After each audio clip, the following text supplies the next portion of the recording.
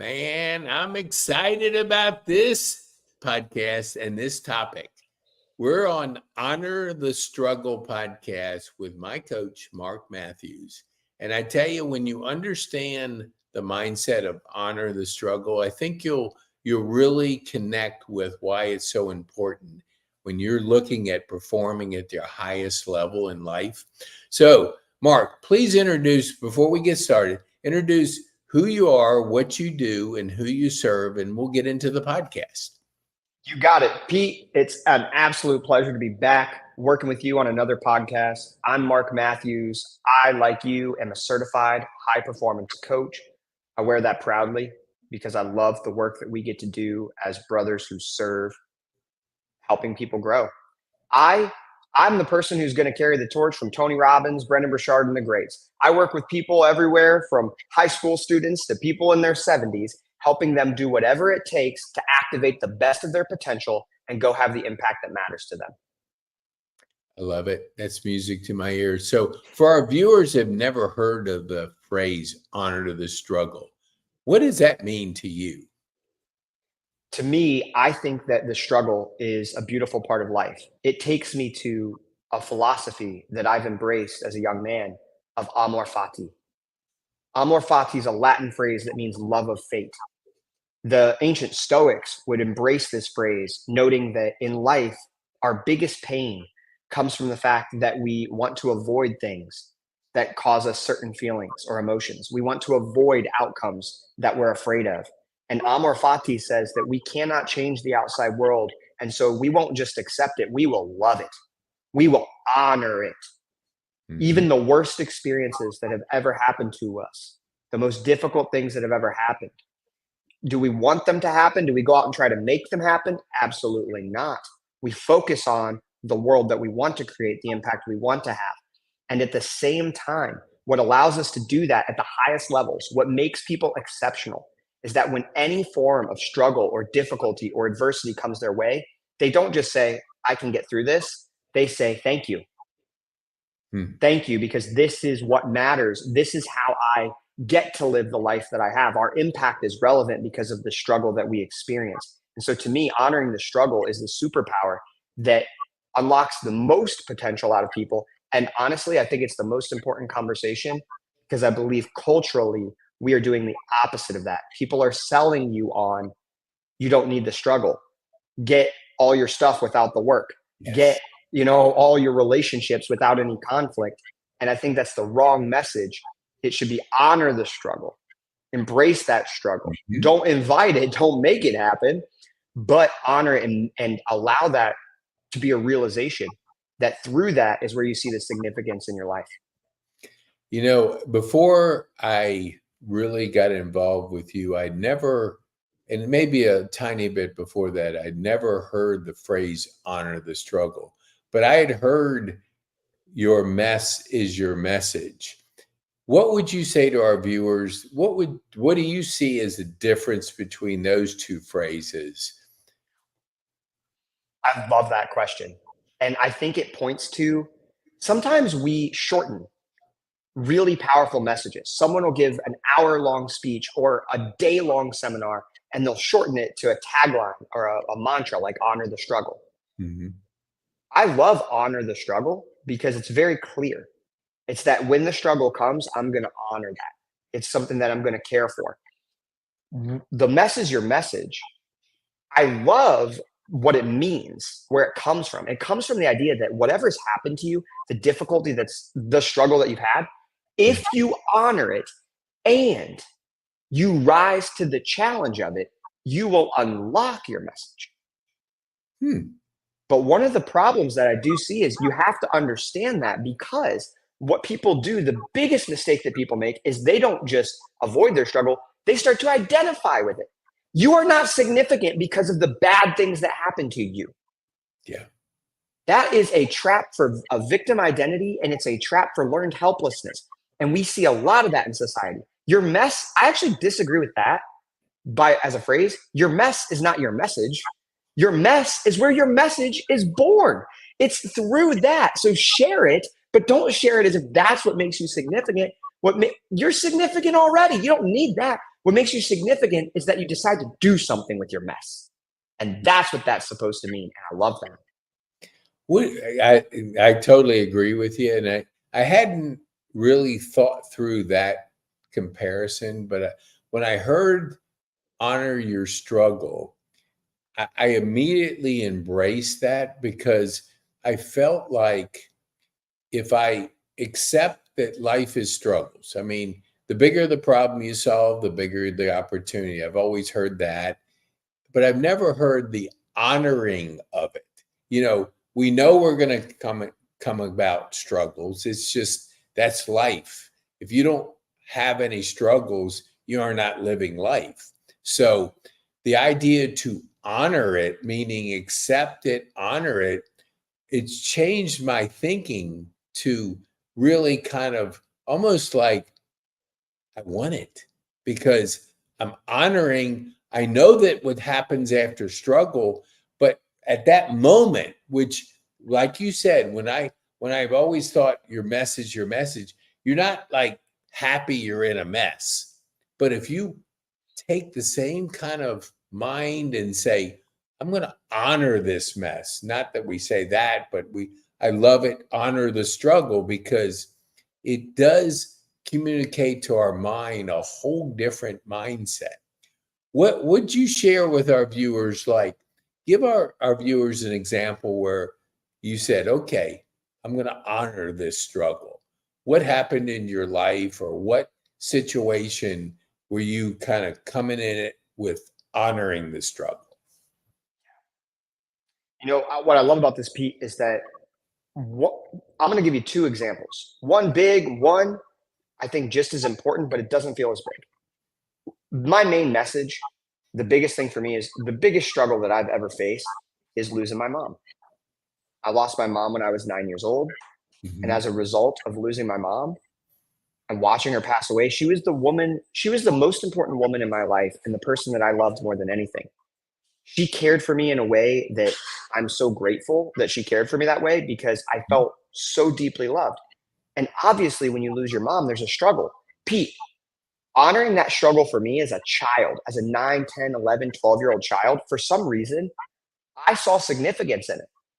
I don't know what it was. Every night, Pete, I would go to bed and I would play this song. I believe it's by Cyndi Lauper.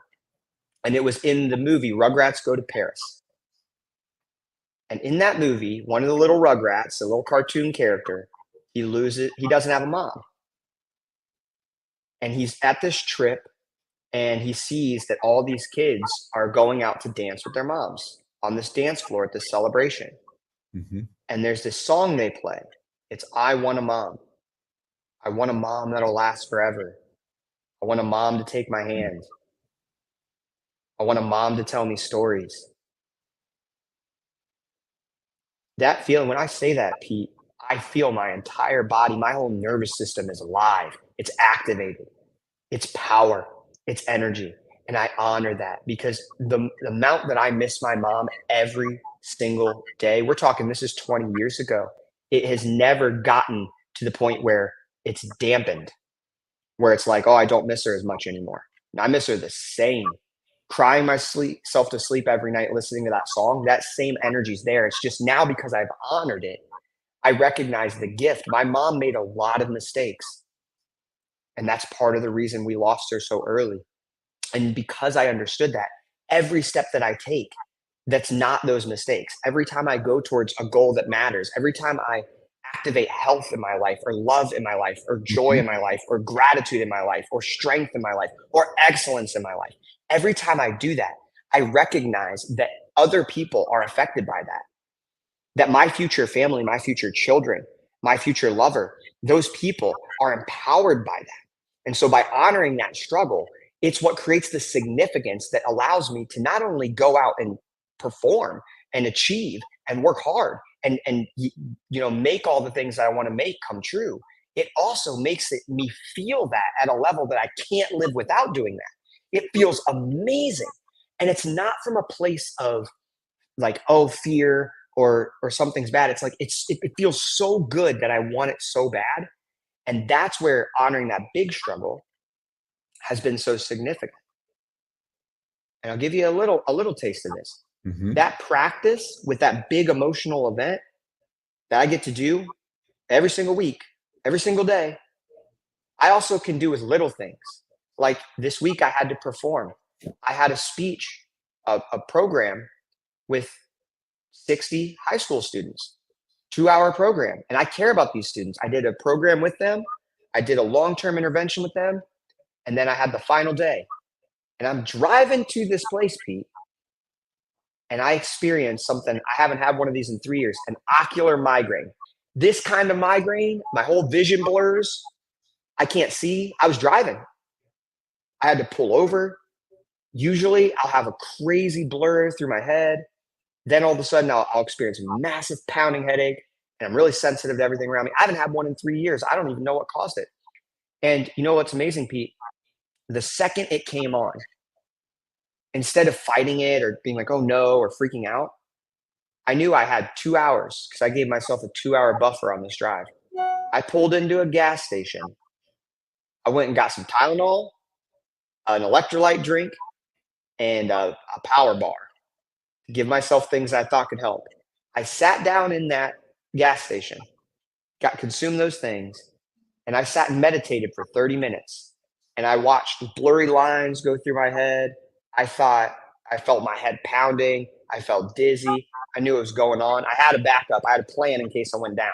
I phoned a friend. He was checking in on me. And as I sat there, Pete, I kid you not, that was 30 minutes of pure bliss.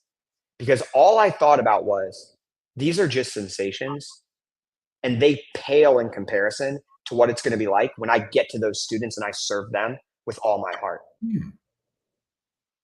And you know what's amazing, Pete? Those experiences usually take me out for an entire day in the past. As I honored it and welcomed it, all of a sudden, what normally scary and painful and anxiety provoking was no big deal. I went through the sensations. I gave my body what it needed. I got back on the road. Half hour later, the vision blur went away. Everything became clear. Yes, I had a pounding headache. It stayed there. That's fine. It can ride along because it's not its day. It's not headaches day. It's those kids' days. And when I got there, I served with a heart on fire. And I went 2 hours extra with staff in the back after the experience, serving with them. And I loved every bit of it. Hmm. That just, it speaks, because as you're explaining this story, when I was at Shepherd and I'm sitting there and you're half your body's not working, you can't go to the bathroom by yourself, you can't eat, you can't do any of the things that you did your whole life. If I had had that mindset, like somebody to come and speak to me at that moment, honor this struggle. It's just an absolute shift in your mind that if you honor the struggle, you've honored the fact that you're going through the struggle. What changes completely is the way you approach it. I mean, I just can think, because I volunteered to go back down there. I would love just to go in and, I was down there last week, and in the elevator, a lady came in. She was obviously in a car accident because she had a big scar and half shaved and, things up her nose. And I would have loved to have said at that moment, to really share that emotional time, because you're like, you're not used to be in this situation. If you honor it, knowing that I wouldn't replace it for $1,000,000, because what it taught me was almost to the fact that I'm sure I would have had a better time thinking honor the struggle. I just thought, because of other things that were going on, I switched my mind to that. But I think it really creates in your mind the right way you approach things, about how do we honor our parents? How do we honor our friends? How do we honor? It's just that word honor creates just a mental shift in our thinking. So let me ask you this. So you obviously are involved in as a certified high performance coach. What would you say? How does that play into how you coach people? That I know you wear that shirt each time we have a coaching experience. Share with our viewers, like, what does that have to do with how you're taking people through a process of coaching, high performance coaching? Pete, first of all, thank you. That's beautiful for sharing your experience during the time that you went through your stroke. And I think that's so amazing how you would you would want to step in and help people actualize that. I love your heart for service. That's why we serve together so often. It's like, I love that. And I want to give a quick tip. So first of all, as a certified high performance coach, you know, one of the reasons why I love to serve my clients is because if you're a great coach, what'll happen is someone will come to you and they will have something going on in their life. And if they figure out that they really can trust you, so Hmm. my mission is be someone you can trust no matter what. And so if they can trust you, they'll share their struggle with you. People will have struggles, challenges, pain points that they have been holding on to without any help. They've been carrying it by themselves for so long. And if you're a business owner, you are actually signing up to go take on the pain points of others. You are signing up to take on the problems of other people. Yep. So if you don't feel like your struggle is being honored in a way that creates connection, our struggles bind us. That's literally how the brain works. People talk about fight or flight. There's more to that system. Our nervous system is wired to fight, flight, tend, and befriend. When we are at our most struggle, when we are challenged the most, our nervous system has the capacity to go towards people we love, to connect. And so we connect through that struggle. And that's where I remember on our call, Pete, we were training together and you talked about some beautiful things that you wanted to see happen in your life, in your business, and in your family. And it, I felt an honor for your struggle without ever even telling you. And that's what activated me. I came alive to see that and to see where you wanted to go. And so I was like, this is amazing. It connects me with my clients. I love my clients, Pete. Some Hmm. people say that you need to compartmentalize. When you're a professional, you're a professional. When you're at home, you're at home. And that's one approach. And there is a great place for that. That's not me. I'm the same person everywhere I go. So sometimes the moment says honor a struggle, sometimes it's celebrate success, but in all times, it's do what matters. And so, as a certified high performance coach, if I wasn't able to honor the struggle of my clients, then when I step into the room with them, I would be trying to avoid those struggles. I'd be trying to keep them away from them. I would be robbing them of being able to have the meaningful connection over the struggle that's going to give them their ultimate power. Tony Robbins doesn't run from the struggle, he honors that. Brendan Burchard doesn't run from the struggle, he honors that. What differentiates the greats in leadership is that when they see the struggle, no matter how big or small, if I have a client who says, I say, hey, how's it going? It's been a busy week. Thanks for telling me that. What's happening? They'll bring it to me. They'll start to come it out. Do we end on the struggle? No. We end having honored that struggle and contextualized it to look to where we're going. As a certified high performance coach, I think being able to do this for myself allows me to do it for others at an incredible way where I lose myself in my client and my service. And then I really think that's the thing that connects us the most. I think that's why a lot of times the beginning of coaching is figuring out how to connect over that. Hmm. And if you actually feel love for their struggle and for all of them, it's actually easy to do. But most of us, we're afraid to do that. Wow. I love that because it's just the shift in your thinking. And in so many things, I mean, I think 99.9% is mindset. It's how we approach things. And I think you just look at the current climate in our country, and it's like, no, the mindset of people like to demonize a person just because they're doing their job, what they think that they are there to do. I mean, if people would honor the other side. Honor, like we all have different backgrounds, we all have different experiences. I still have my mom, she's 94. So I don't know what it's like to lose a mom at 9, but I can honor that you have taken it in such a way that you now have a different way that you live your life because of that experience. And I think that empathy that we have for people helps us to really connect with people. What would be another thing as we wind down and towards the end? Because I always like to give my podcast community 3 things. You've covered 2 powerful ones. Is there anything else when it comes to honor the struggle that you would want our community to understand? Yeah, first of all, this is a practice. This is a skill that Mhm. you learn to do. This isn't something you either have or don't have. This is something you can do over and over again. And I would say to your community, to anybody listening here, beware thinking that you've mastered this skill. This is a hard skill. It's a challenging skill. That's what Mhm. makes it amazing. Our brain, when it experiences challenge and struggle, it will have sensations of get out of here sometimes. It will be like, this is uncomfortable. The kids will say, or people will say, don't trauma dump on me. When someone says something that makes them feel uncomfortable, that's the language they use. Yep. And so the biggest thing here is, first of all, remember, this is an ongoing practice.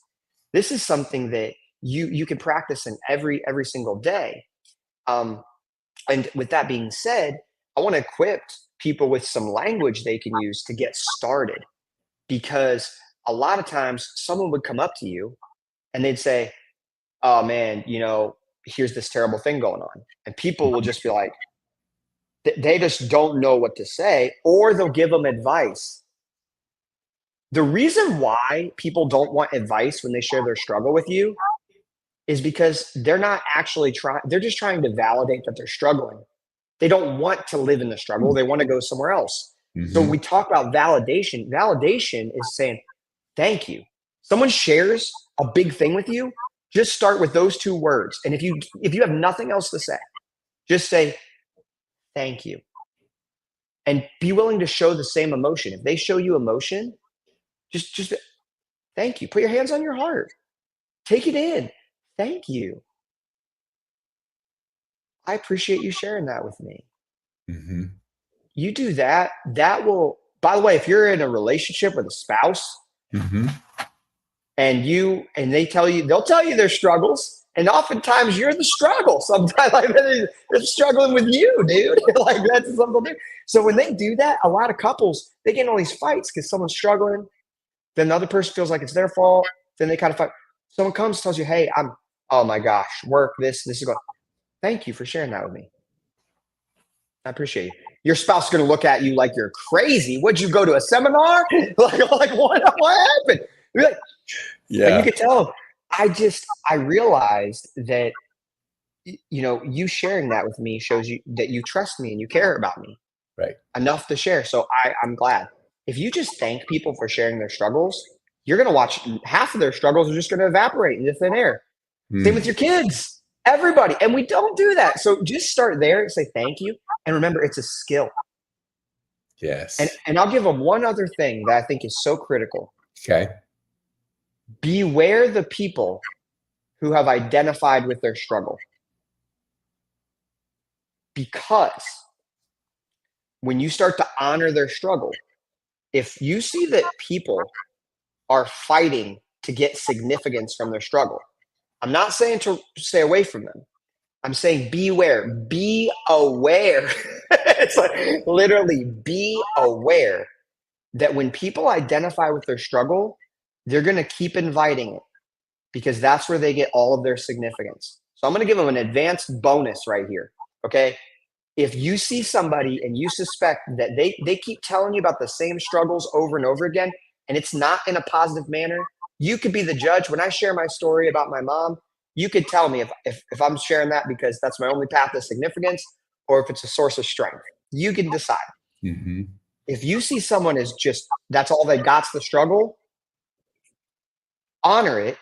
Definitely. You need to honor it because that's the most important part of what's giving the meaning right now. And whenever you get the chance, make sure you also show appreciation towards positive other things in their life. Don't just focus on the struggle. Expand the conversation. Love the struggle, and then when they do something that like they're really nice to you or they're okay, expand it. The more you help people expand beyond their struggle, they'll get to see that the struggle is something to be honored, but it is a small part in a very big life. I love that framing. Yeah, that just, that old saying is, you have muscles. And if you're not in the gym exercising your muscles, you're not going to grow. So if the muscle is honoring the struggle, if you're not constantly exercising that muscle through development of that skill, you're not going to get better and better and better at that whole part of it. Because I think you're exactly right. It's a skill to learn. And the only way we improve our skills is to do it. Like reps in the gym. You don't get big muscles, or you don't get in shape by thinking about going to the gym. You get in there doing it. And when you're doing it, the muscle grows. So I want our viewers, because all of a sudden I see something like in the corner. I'm trying to read, multitask, but something about Twitter is not honoring our stream. So Twitter, you're not honoring the struggle of two people that have an important message, or one guest as a podcast host that has a message to share with our community. So I want to honor the fact that what would be the next step? You're listening to this podcast and you're saying, man, what Mark shared is like, I really like that thought. I would love to keep it going and take another step. So if you feel that what Mark has shared with you has hit you between the eyes, go, man, that's a different way of looking at life, then schedule a strategy session with Pete Kane right here. Okay.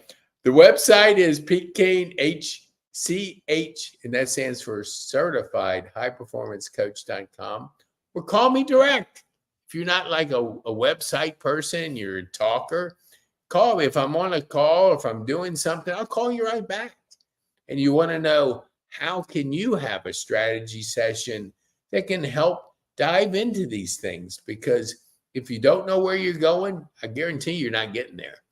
So, Mark, what would you say how would you close our time here? What would be the one thing you want our viewers to take home from our podcast on honoring the struggle?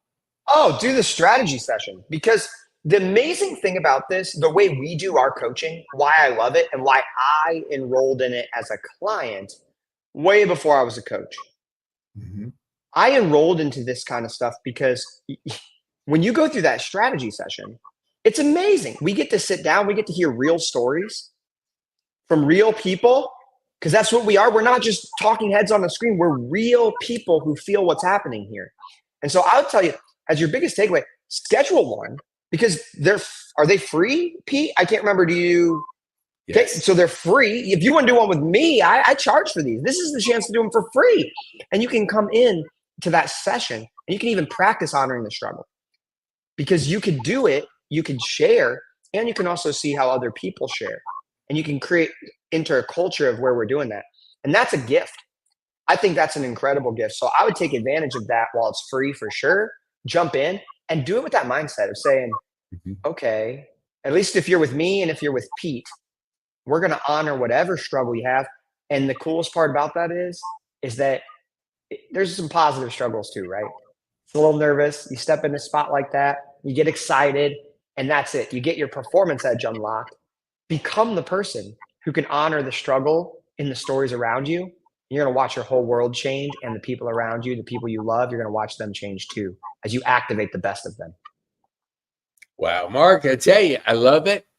You're speaking to the heart. The heart just got bigger, because it is so much a skill.